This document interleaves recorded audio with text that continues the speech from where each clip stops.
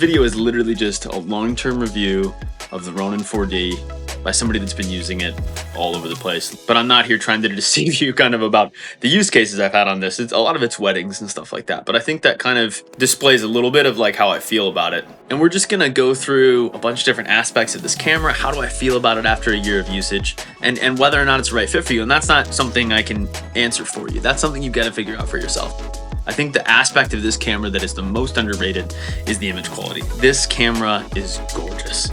It is unbelievable how good this thing looks. It's at least in like the FX9 kind of range in terms of color reproduction, highlight roll off. It really is a beautiful camera. I've used it both with ProRes RAW and 422 HQ. I honestly think for 99% of use cases, 422 HQ is more than enough. I can color grade the whole living crap out of this camera. You can push it really hard and it won't fight back against you. It just grades really naturally, kind of compared to some other cameras that maybe you've worked with if you're not working with true cinema cameras all the time. Something I have noticed, the skin tones almost have a little bit more of a rolled off highlight, almost like pastel effect to them. And I think the Ronin at its very best has a very organic, very pleasant means of rolling off those highlights, especially on skin. So if you're shooting something like a wedding, which I've shot a lot of weddings on this, I love the way it looks on brides and grooms' skin. I think it's really pleasing. I think it's very pleasant. It doesn't take a lot of work for me to make them look natural and human, which sometimes can happen. The next biggest thing after using this for a year is stabilization. It's really hard to verbalize how important stabilization is when you're working on sets. We've used this on, actual commercials that we've shot. We've used this on weddings. We've used this for short films. And while it is not a substitute for a dolly or even a Dana dolly, while it isn't a substitute for a Steadicam or a Trinity, it looks less like a gimbal. A gimbal has a really specific look. And if you are trying to find a way to get as much footage out of a situation as possible and have that malleability to get something that kind of looks like a dolly, is pretty dang close, or kind of looks like that, this traditional gimbal shot, or if you're looking for a really short push in, really short pull out, whatever it might be, maybe you're just going for, the Michael Bay parallax effect shot and you want to spin around or whatever. You don't have the money or the time to go and get a full setup from Make Art Now. This thing can do that. And I think that is a little bit of an underrated aspect of this camera because it's a cinema camera. And the issue that you have with cinema cameras is that there's a target audience typically that is DPs. You're trying to sell a DP that works on 15, 20, 25 commercials a year, probably works on a couple short films. You're trying to sell a guy like that on the idea that this ecosystem, right? That using this specific camera is the right way to go. And I think the difference between this camera and a lot of other traditional cinema cameras is that it has that crossover utility. It is something that you can rig up and operate by yourself, which is really unheard of in the world of cinema cameras. People will tell you it's not true. It is true. I've used a lot of these systems. I've been on sets with a lot of these systems. I've hired the teams that have to manage these systems. And this thing is unbelievable in the sense that one person can functionally operate this cinema camera at a very high level with all the attachments and get really high quality footage. It cannot be spoken of enough if it's balanced correctly. If you're using lenses that aren't too heavy, or if they are pretty heavy, you went and got the counterweight, you are going to be absolutely astounded by the stabilization in this camera. After a year of using this thing, there are multiple shots where I'm sprinting over an uneven surface, I'm chasing after a bride, I'm chasing after my son through a field, I'm tripping, almost falling down, and the camera has no visible shake in it whatsoever. It literally looks like it's floating. If that's an effect that you're going for, which I think a lot of us, especially with like wedding situations, stuff like that, we should be going for it almost more often. If that is an effect that you're looking for, this thing is astounding at it. You're not going to be disappointed. It is so much more stable than 3-axis stabilization. I don't even have words to describe to you. I'm shooting, all of this in 5 minutes. From a utility perspective, it's almost unmatched. The one thing that needs to be considered if you're looking into a Ronin is that there are going to be situations where you will not be shooting on the 4D. For the mass majority of us, if this is an actual cinema camera for you, if your number one use case is actually just shooting commercials, this might be something totally irrelevant to you. If you've got a first AC, completely ignore the next 45 seconds of this rant, pop on over to the next section, because what I'm going to tell you is this thing has a 30-foot range for the LiDAR autofocus. 30 feet. You can kind of push it out to 50, but it's so inconsistent at that range.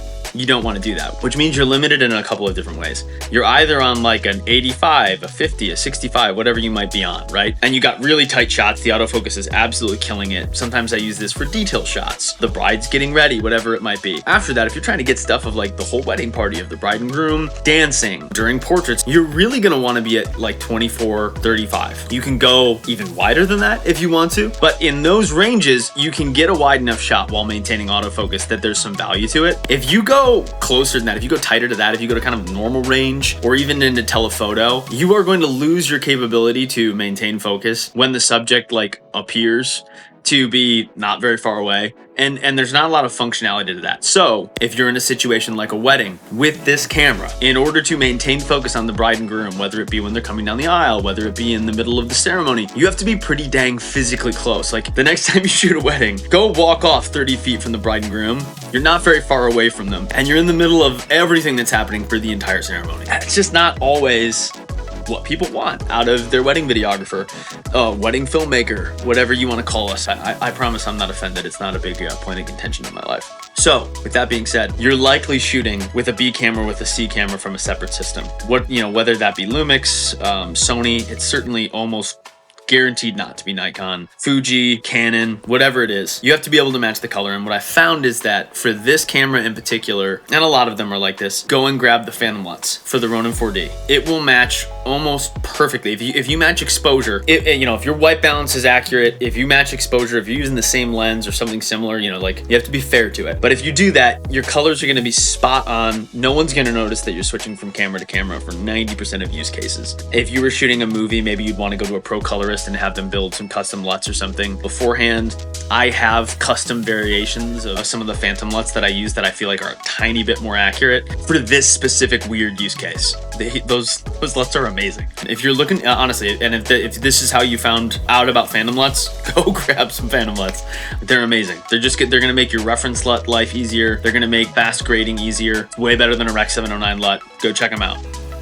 I use mostly Sony E stuff on here. I think a lot of people use Sony E. I have not done a lot with the native DL lenses outside of like car stuff. I wouldn't say it's worth it to go and get them. They're super expensive. They have one use case.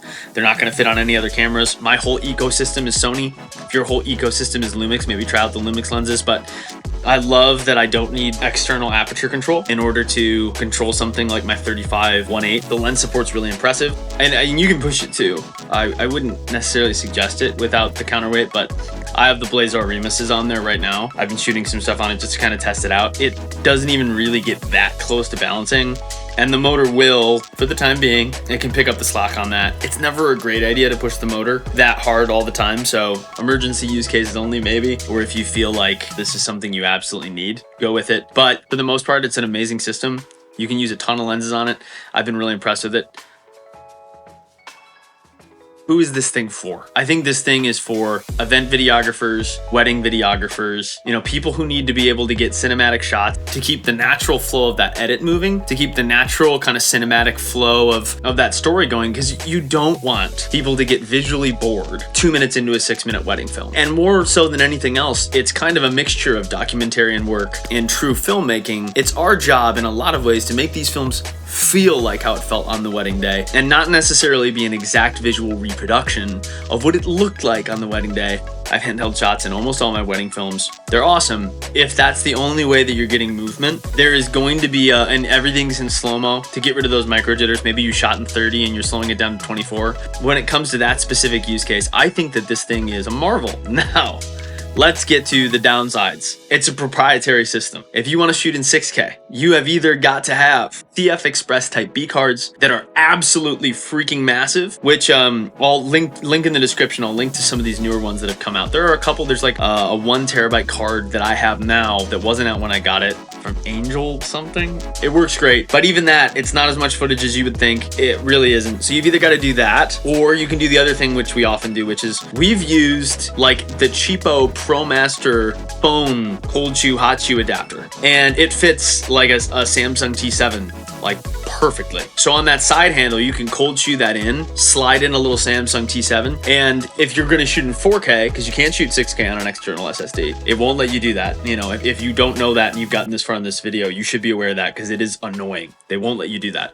You can plug it in via the USB. It'll sit there nice and tight and comfortable. At first, I tried a bunch of other options. I even thought about maybe getting like a small rig one off of B&H. I'll link that too. It's not expensive. I'll link the ProMaster one, also not expensive. If you're not going to do that though, your only other option then is to go with their proprietary SSD that slides in basically on top of the CF Express Type B port. I now have that. And here's the reason why. I'll have a follow-up video in the next couple months. We now have the 8K sensor. I want to compare it for you guys, give it a fair test, give it a fair walk around, show you guys the differences between the two. But the 8K, you can't even shoot 8K on the Express Type B cards. You literally can only do it with the proprietary SSD. So we went and got one. We figured it was the best way that we could kind of do something for you guys because there are some visual differences. The sensor is not just an 8K version of the previous sensor, but mostly upgraded, and it's worth looking at. And the final thing is it's insanely heavy. It's incomparable to almost any other system that's similar that I've used. And on top of that, you can't really keep it up against your body and maintain the use of that 4-axis. So you're kind of holding it out in front of you for really long shots, you know, with all of the weight on your wrists and forearms. I've easy rigged it. I've used the tilt-to-float. There's an adapter for it, so you don't even have to use kind of the Steadicam portion of the rig. You can just literally set the Ronin 4D right on that mechanical arm, and it eliminates some of it. I mean, especially with the tilt-to-float, you know, okay, cool, it's not on my arms anymore, now it's on my hips, and I also have all the weight of this robot arm. So, and there are some flaws with that system too. It really kind of needs a back brace. It kind of needs some shoulder straps or something like that, which Best Boy Adam has an awesome video on how you can kind of modify that to be a little bit more useful. I'll link that in the description as well. But you need to be aware of it. It's really heavy. You can't lug it around all day. It'll eat you alive. All right, that's it for me. Go back to doom scrolling. Much love.